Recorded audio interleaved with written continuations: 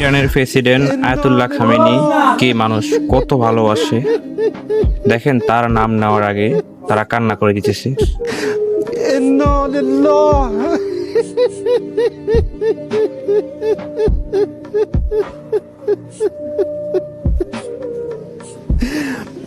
إنا لله و إنا إليه راجعون.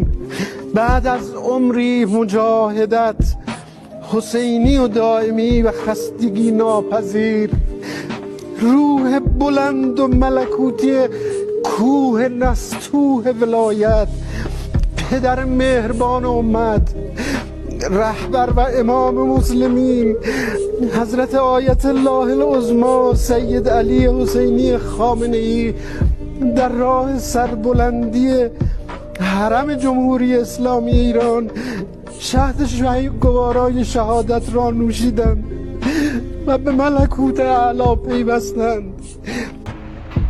আসলে এই ভিডিওটা না দেখলে আপনারা বিষয়টা বুঝবেন না। তো ভিডিওটা দেখুন।